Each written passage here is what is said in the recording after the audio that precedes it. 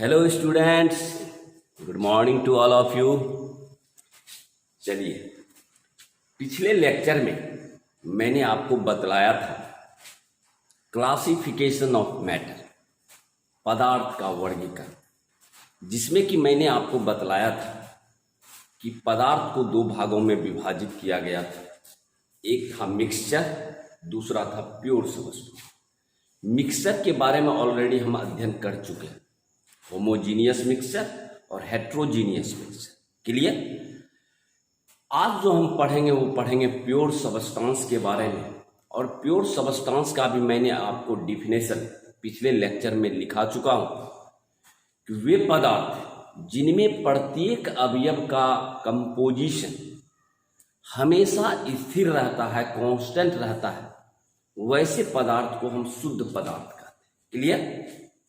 तो कहने का मतलब दो substance in which the composition of each component remains constant is known as pure substance. और प्योर सब्सटेंस को हम दो भागों में विभाजित किए, एक तत्व एलिमेंट्स, दूसरा आपका कंपाउंड। तो चलिए पहला चलते हैं हम प्योर सब्सटेंस की तरफ।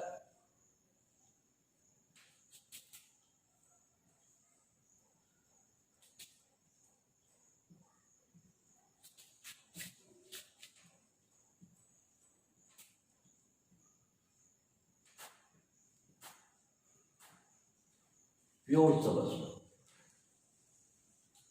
जिसको हम कहते हैं शुद्ध पदार्थ।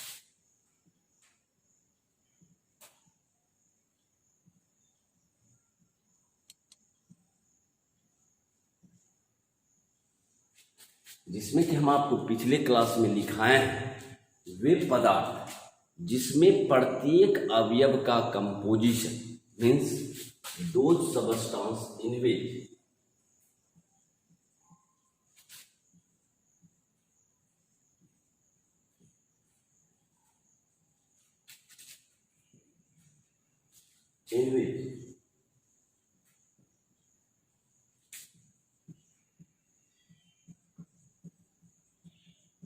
composition of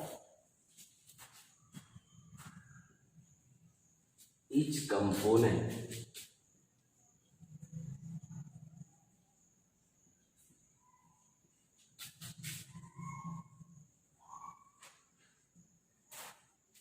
remains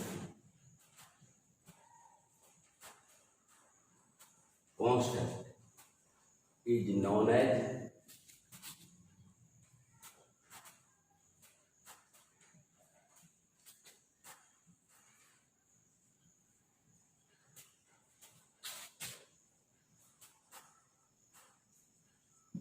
pure substance. तो कहने का मतलब हुआ कि वैसा पदार्थ जिसमें प्रत्येक अवयव का कंपोजिशन हमेशा स्थिर रहता है। हम आपको एग्जाम्पल दिए थे, याद कीजिए। जल का, चाहे जल चापाकल का हो, चाहे जल आपका वर्षा का हो, चाहे जल गंगा जी का हो, चाहे समुद्र का हो, चाहे जल आप किसी विधि द्वारा तैयार करें, जल में हमेशा, वाटर में हमेशा हाइड्रोजन और ऑक्सीजन का रेशियो 1:8 होगा, चाहे आप उसे किसी स्रोत द्वारा या किसी विधि द्वारा तैयार करें। तो कहने का मतलब हम आपको एग्जांपल दिए थे, याद कीजिए जरा सा, कि वाटर के केस में H2O में कि H2O के केस में हाइड्रोजन और ऑक्सीजन का जो रेशियो है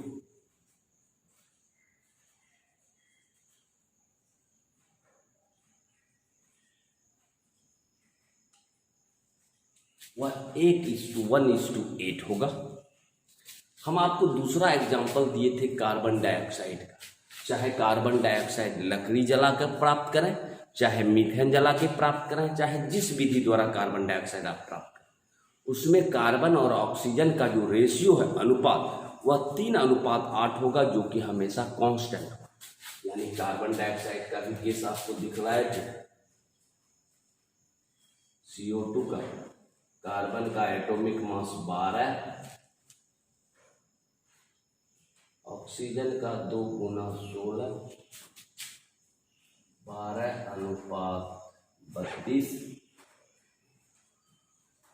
4×12 4। तो CO2 जिस विधि द्वारा आप तैयार कीजिए, कार्बन डाइऑक्साइड में कार्बन और ऑक्सीजन का जो रेशियो है, अनुपात है, वह हमेशा कांस्टेंट होगा, वो होगा 3:8। तो आप समझ गए कि शुद्ध पदार्थ वैसा पदार्थ होता है जिसमें प्रत्येक अवयव का जो कंपोजिशन है, संगठन है, वह हमेशा स्थिर होता है, चाहे उसे किसी स्रोत द्वारा या किसी विधि द्वारा तैयार किया। तो जरा सा आप लिख लें, वैसा पदार्थ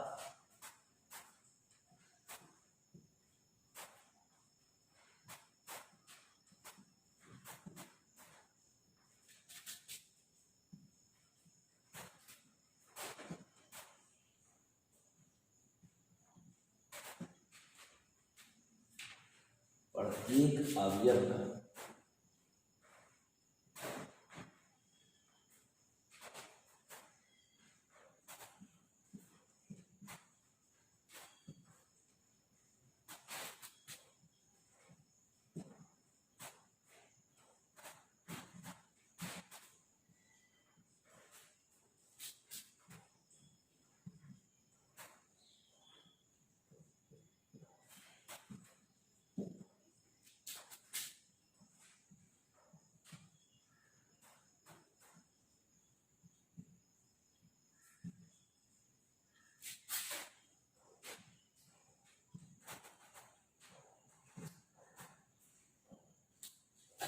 क्लियर।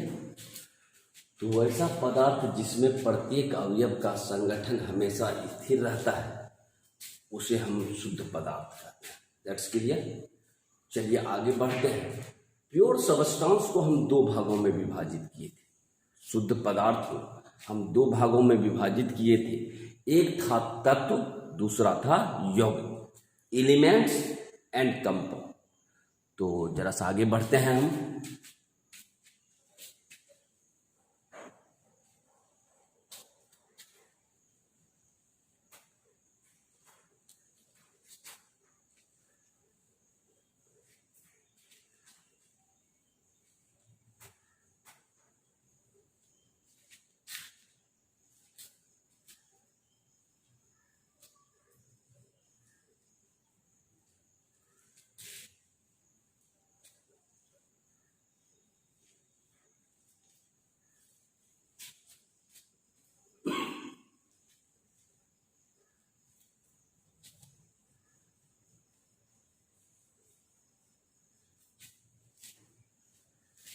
तो कहने का मतलब, pure substance can be classified into two parts.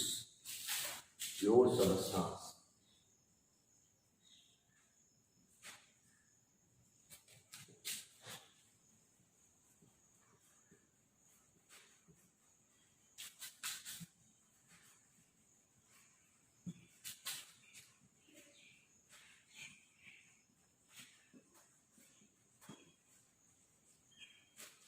classified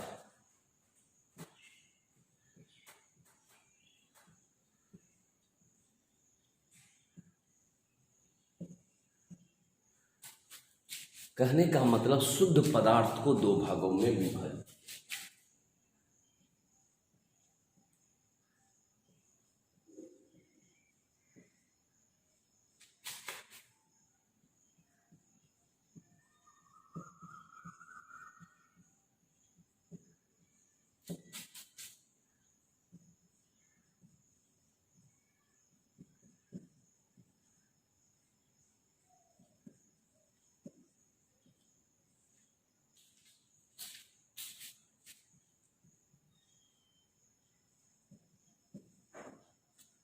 तो कहने का मतलब है कि शुद्ध पदार्थ को दो भागों में विभाजित किया गया। कौन कौन सा? एलिमेंट्स, पहला एलिमेंट्स, दूसरा कंपाउंड, तत्व तथा यौगिक। तो पहला है आपका एलिमेंट्स,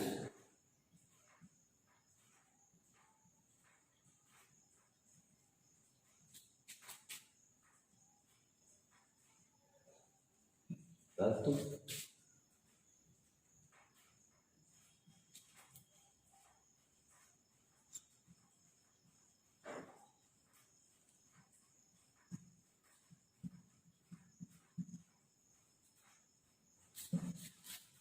यौगिक, ये सब सारा चीज आपको आप लगते हैं 9th और 10th में पढ़ चुके हैं। तत्व किसे कहते हैं, यौगिक किसे कहते हैं, मिश्रण किसे कहते हैं, ये सब ऑलरेडी आप 8th 9th में पढ़ चुके हैं। तो चलिए, एलिमेंट्स किसे कहते हैं। एलिमेंट्स का मतलब हुआ तत्व, और तत्व कहते हैं वैसा पदार्थ जो एक ही प्रकार के परमाणुओं से मिलकर बना होता है। मीन्स दो substance which is made up of only one type of atom, that is known as element.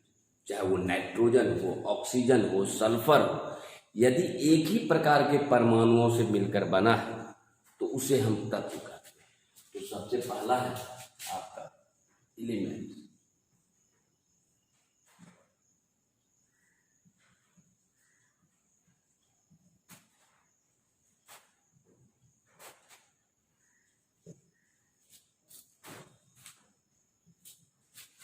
तो एलिमेंट्स का कैसे हम परिभाषित करेंगे कि those substance which are made up of only one type of atom is known as element।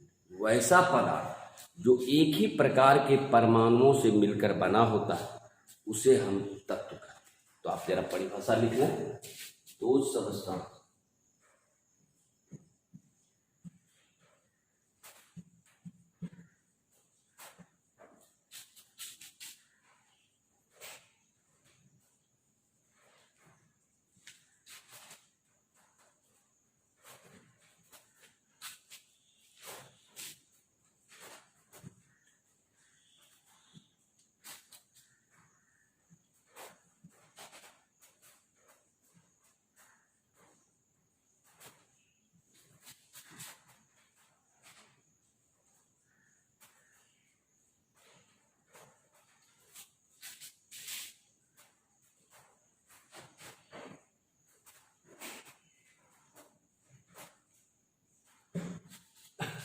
Means वे पदार्थ जो एक ही प्रकार के परमाणुओं से मिलकर बना होता है उसे तत्व कहते हैं। तो आप लिखना हिंदी में भी।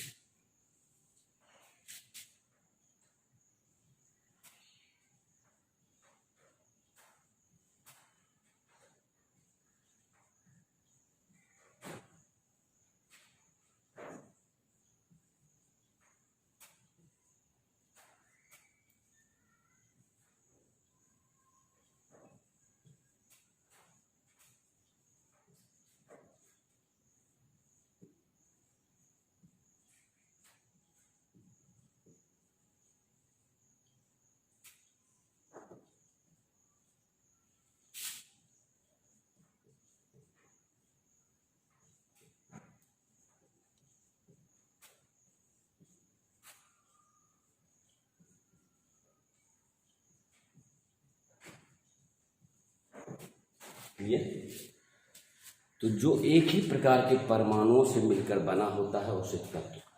चाहे जैसे एग्जाम्पल में आप जैसे आप ले सकते हैं, नाइट्रोजन है, ऑक्सीजन है, फॉस्फोरस है, सल्फर है, ये सारा तत्व। ठीक है, तो कहने का मतलब हुआ तो प्योर सबस्टेंस को हम दो भागों में विभाजित किए, तत्व और यौगिक। उतार लें जरा आप अपने नोट्स में, थोड़ा उतार लें।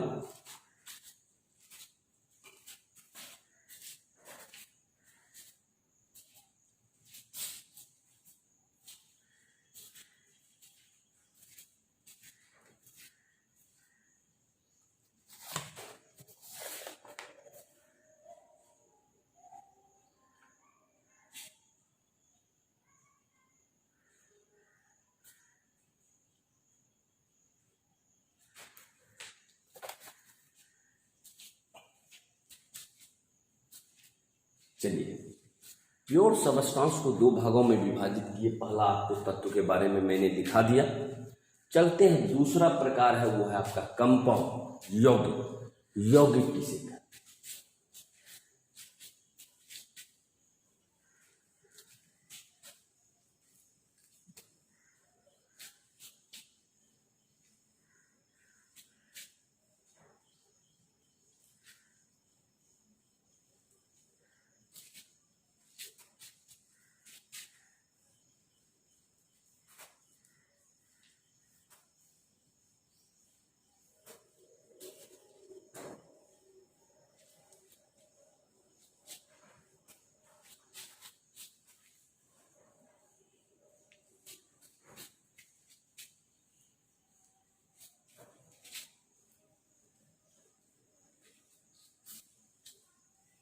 चलिए दूसरा टाइप है आपका कंपाउंड्स।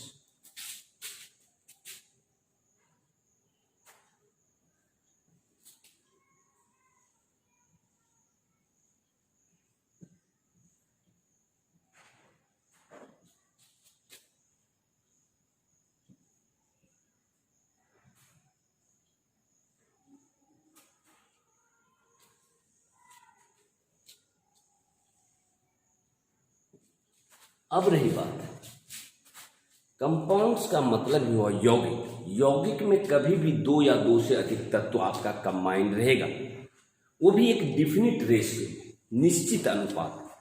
कहने का मतलब है कि एक निश्चित अनुपात में जब दो या दो से अधिक तत्व एक निश्चित अनुपात में संयोग करता है तो यौगिक का निर्माण होता है। दो तत्व जैसे मीथेन हुआ CH4, कार्बन और हाइड्रोजन है, कार्बन डाइऑक्साइड CO2, कार्बन और ऑक्सीजन है, जल है H2, हाइड्रोजन और ऑक्सीजन है। यानी जब दो तत्व आपस में एक निश्चित अनुपात में संयोग करता है तो आपका यौगिक का निर्माण होता है।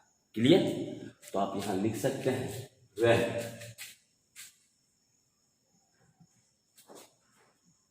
टू और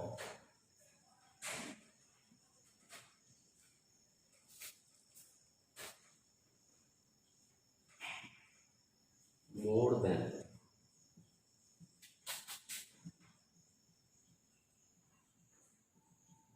two elements combined together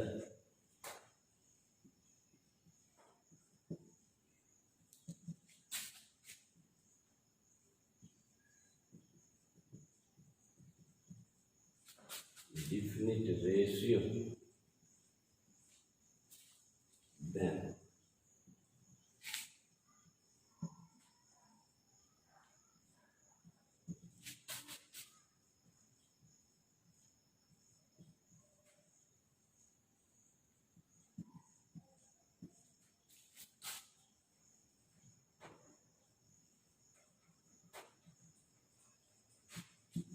clear?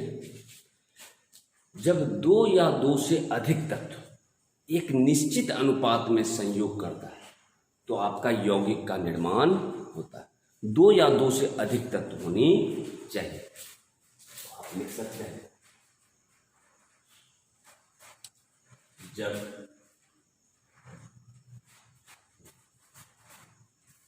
दो या दो से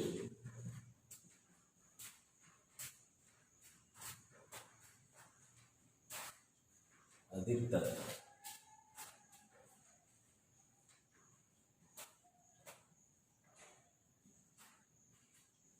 एक निश्चित अनुपात में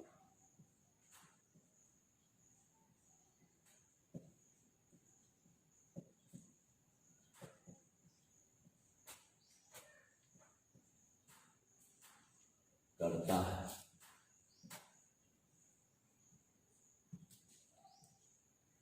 तो कंपाउंड्स का निर्माण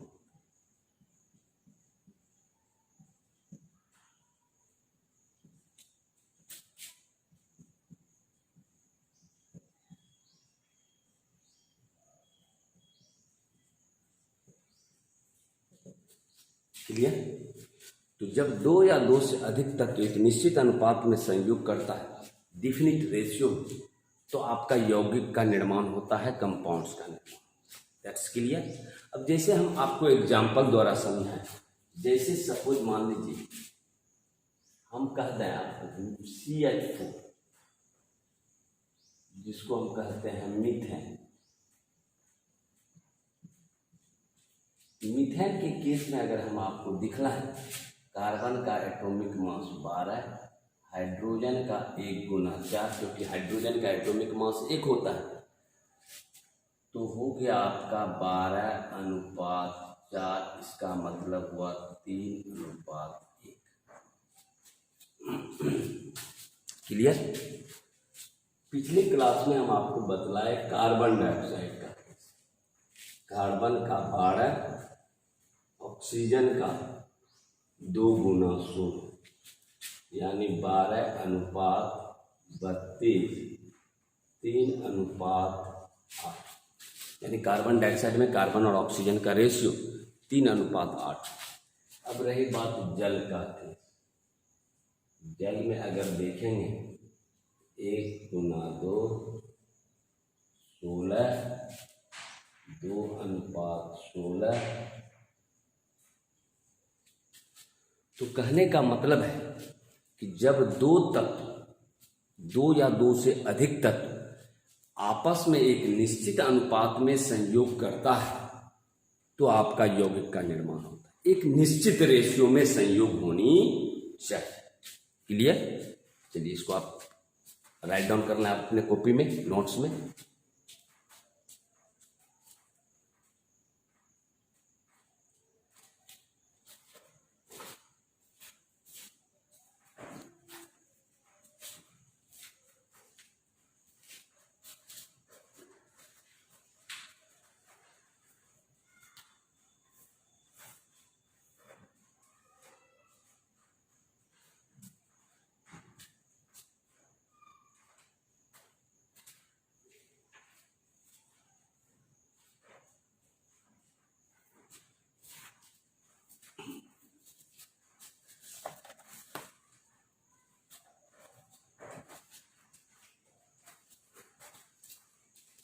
तो ये था मेरा क्लासिफिकेशन ऑफ मैटर, पदार्थ का वर्गीकरण, जो कि मेरा खत्म हो गया। क्लियर?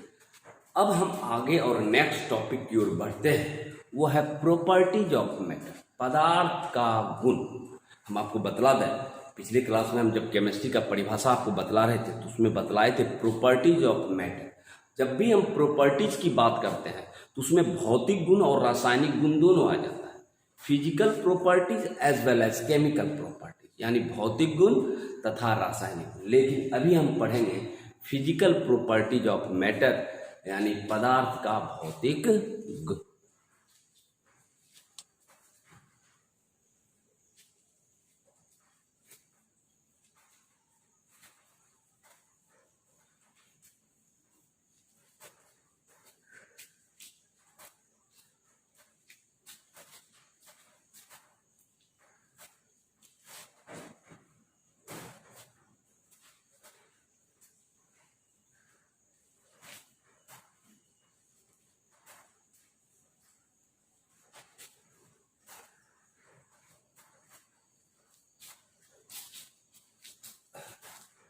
चलिए अब जो हम अगला टॉपिक, नेक्स्ट टॉपिक की ओर बढ़ रहे हैं, वो है मेरा प्रॉपर्टीज ऑफ मैटर।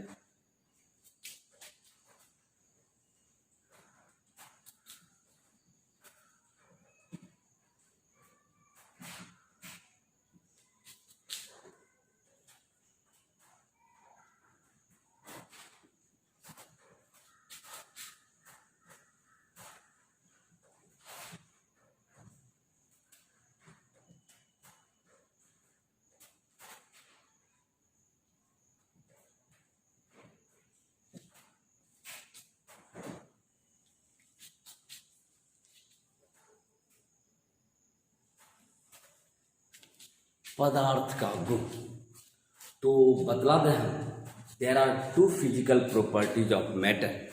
पदार्थ के 2 भौतिक, जो भी आपके हैं, 2 गुण होते हैं, यानी पदार्थ के गुण के बारे में बतला रहे हैं, भौतिक गुण तथा रासायनिक। यहाँ आप लिखिएगा, देयर आर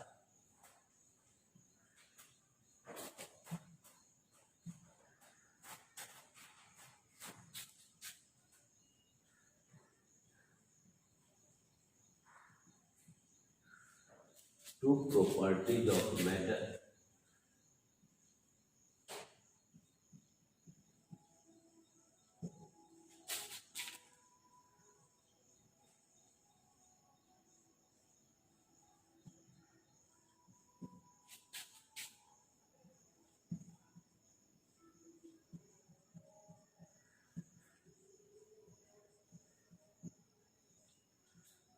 पदार्थ के 2 गुण होते हैं। कौन कौन सा गुण? सबसे पहला है फिजिकल प्रॉपर्टीज, जिसको आप कहते हैं भौतिक गुण।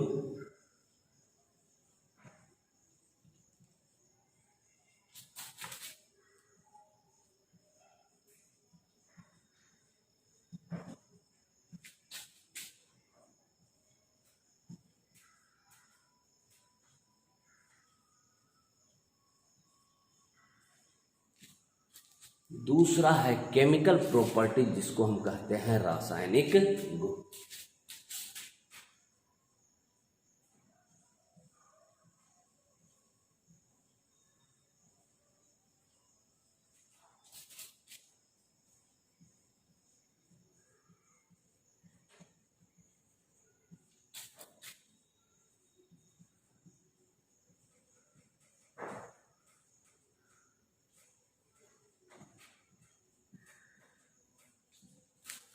तो ये पदार्थ के दो गुण होते हैं, एक आपका है फिजिकल प्रॉपर्टी, दूसरा है केमिकल प्रॉपर्टी। के लिए अभी तक मैंने जितना कुछ बतलाया वो आपको समझ में आ गया होगा। और आपसे एक अनुरोध है कि जब आप वीडियो देखते हैं और वीडियो में किसी भी तरह का अगर आपको कोई प्रॉब्लम है तो उसको कमेंट में आप लिखा करें, और आपको कैसा पढ़ाई लग रहा है उसके बारे में भी थोड़ा सा जो है बूस्टअप आप इस तरह से लिखें, ताकि हमको आभास हो आपको समझ में आ रही है कि नहीं, मतलब कहाँ आपको दिक्कत हो रहा है। क्योंकि 11th क्लास वाले बच्चों को थोड़ा सा आप मेरे लिए नए हैं, तो इसीलिए आपके बारे में जानना मुझे बेहद ज़रूरी है।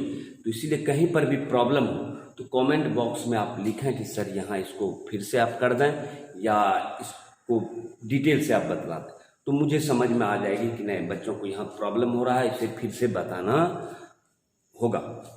तो कहने का मतलब है इस तरह से आप जो है रेगुलर वीडियो को देखें, और कहीं पर भी दिक्कत हो तो कमेंट बॉक्स में लिखें या फ़ोन द्वारा आप सूचित करें। तो चलिए आज यहीं तक रहने देते हैं। नेक्स्ट लेक्चर में हम आपको फिजिकल और केमिकल प्रॉपर्टीज के बारे में डिटेल से बतलाएंगे। तो आज के लिए यहीं तक, और आज की मुलाकात यहीं तक। मिलते हैं हम नेक्स्ट लेक्चर में, तब तक के लिए